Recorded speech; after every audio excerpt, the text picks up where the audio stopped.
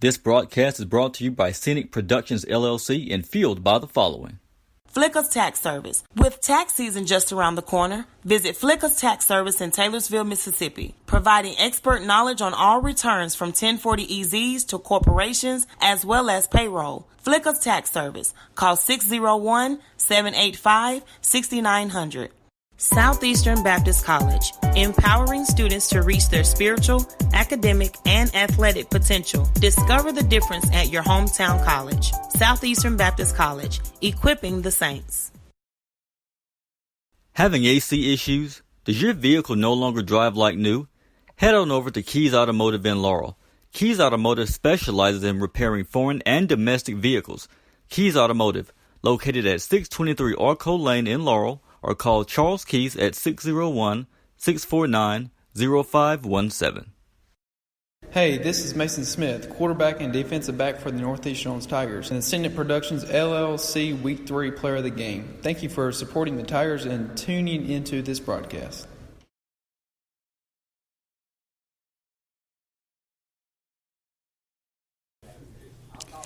And hello, Tiger fans. Thank you for logging into NEJ Tiger Talk, brought to you by Scenic Productions, LLC, and fueled by Keys Automotive Services. I'm the voice of the Northeast Jones Tigers, Kensley Keys, broadcasting live from Walker's Dairy Bar for our 12th episode of NEJ Tiger Talk. And with me today is Tiger head coach Keith Braddock and the Scenic Productions, LLC Week 12 Player of the Game, defensive end Joi Jones. Joi also had a great performance in Week 7 against the Richland Rangers, earning himself Player of the Game for that week. Well, how's it going, Coach? Good. Everything's good, man. Glad to be here. All right. And Joi? Great. All right. And congratulations to you on being the Player of the Game double award winner. Well, Coach, let's get right into it. The Tigers had a pretty bizarre game day last Friday, which ended up being the final game of the Tigers season after the loss to the South Pike Eagles in the opening round of the 4A playoffs. So like we did last time, tell us the good, the bad, and the not so good. Okay. Let me, if you don't mind, let me first mention that our NEJ family, student body, faculty, of course everybody involved, is saddened, to mention the passing of one of our 10th grade students, Mr. Sean Wilkerson. It was information given from the sheriff's department last night to our administration that he died of an accidental gunshot wound, and I believe he died en route to the from Laurel to UMMC. So we're it's been an emotional day at school. Of course, we got youth pastors and pastors on scene, and we have extra counselors.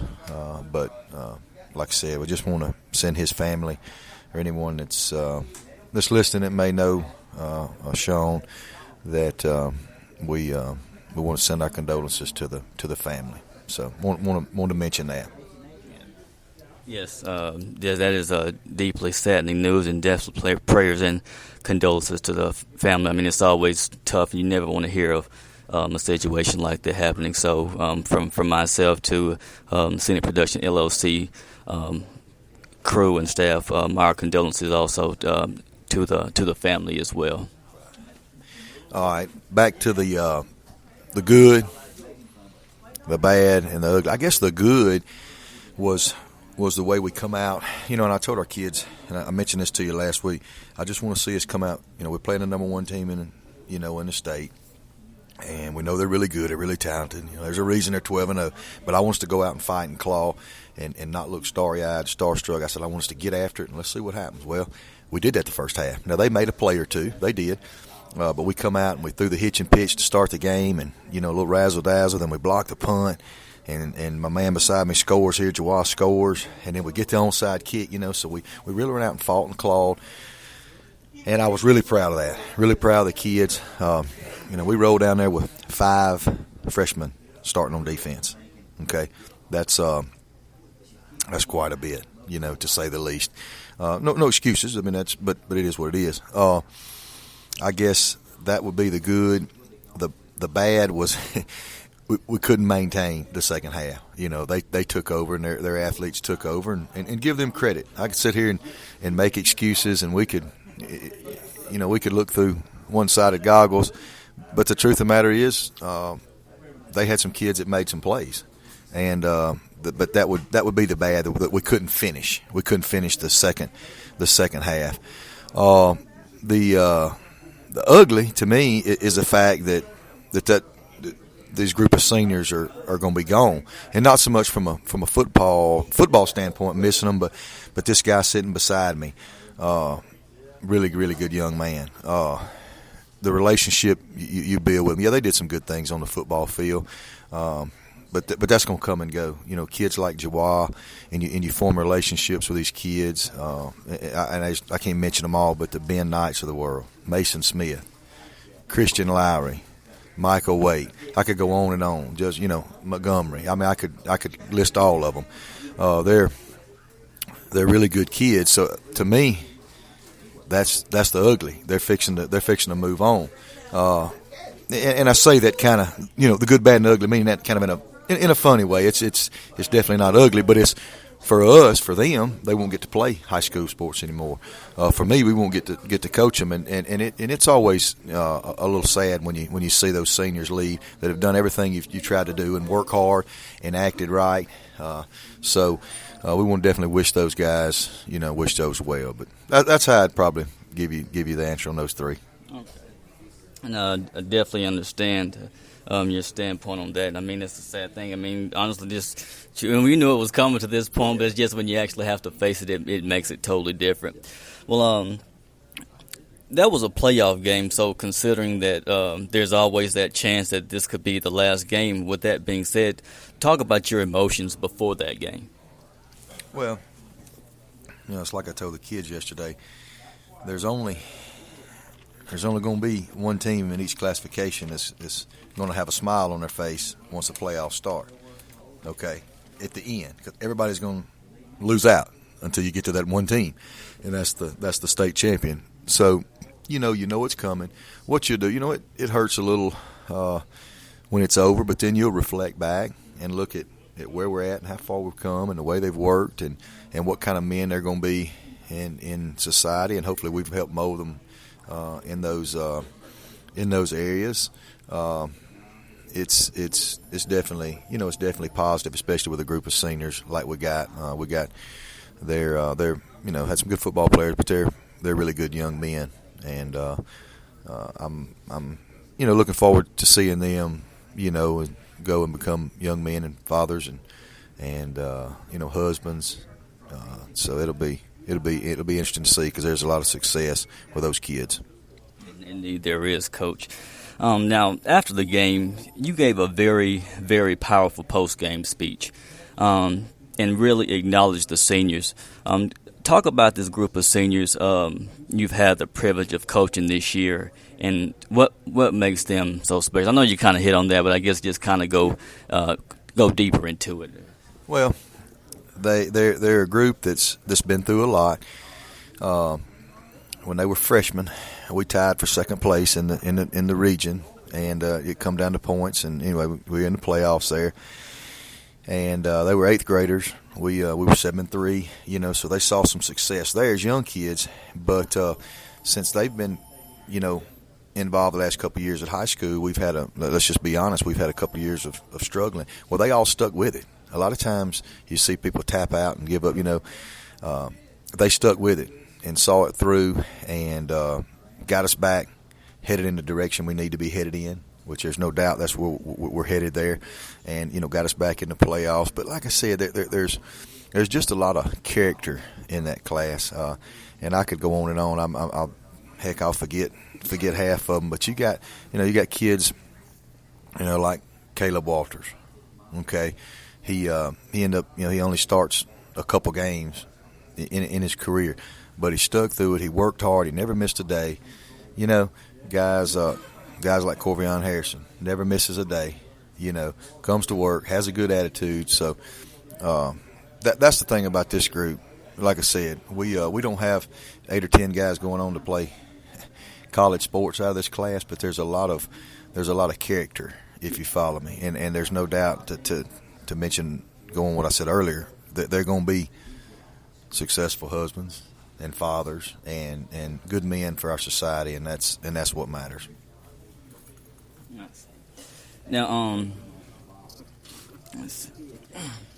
so as you guys get ready, for the off season, talk about you have for the team to get them prepared for next season. Well, I'll just take it from yesterday. We met with the kids yesterday, and I spoke to them briefly, and we cleaned out lockers and turned all our stuff in. Sent our guys to basketball and soccer, our other sports, and sure want to wish those guys luck this playing other sports, because some of them in ninth grade began last night, and we'll play high school tonight. That's soccer, and at the night's basketball. Today we'll finish cleaning up and make sure everything's like we want it, so that we can begin the off season.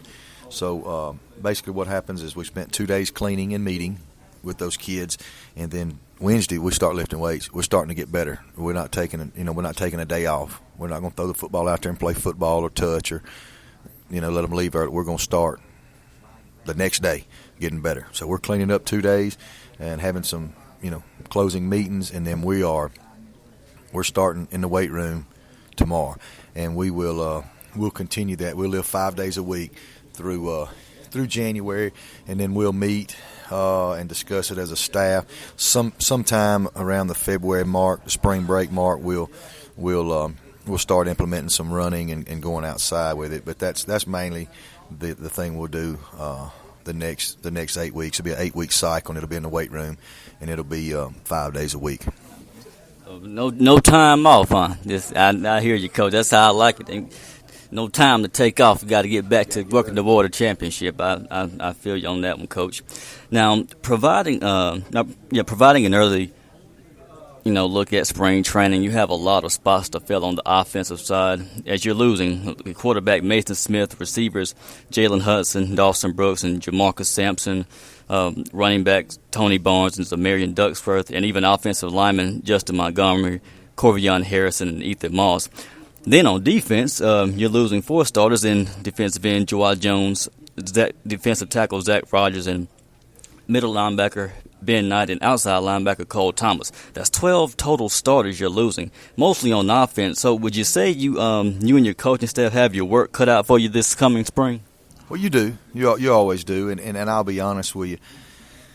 We've been talking a little the last few days about spring, and what do we want to do, what fits our personnel, what can we change, but truthfully, it's still really, really early for that. The main thing right now is to get in that weight room and get started lifting weights. But there's a few seniors that played quite a bit and played for a few years, and it'll definitely be hard to replace those guys. But we played a lot of young kids this year. So we'll have some guys that'll definitely step up, and hopefully those guys that you mentioned helped us in showing these younger kids exactly what we expect, how to practice, how to do things the right way, and I think they did. I think they did that. So that's kind of where we're at on that as far as replacing those guys. Always a challenge to replace those guys that started for multiple years. I understand. So can you kind of give a preview of, next man up, or who's next to replace those guys, or would you say it's too early to make those projections at this time? Yeah, it's too early. There's a bunch of kids that played this year, young kids, but we'll sit down and evaluate. We'll self-evaluate offense, defense, in each position, and look at what's coming back and see what fits us. Is it going to be where you line up in the spread, or do you tweak it to a more this or that style offense, or so we'll do that, and that'll be done over the next few months, and once we do that, then we'll have some ideas of who's going to be where.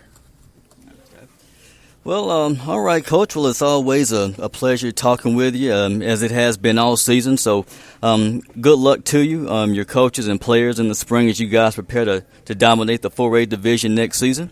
We're going to take a quick break, and when we come back, we're going to hear from our player of the game, defensive end Joi Jones. Stay tuned.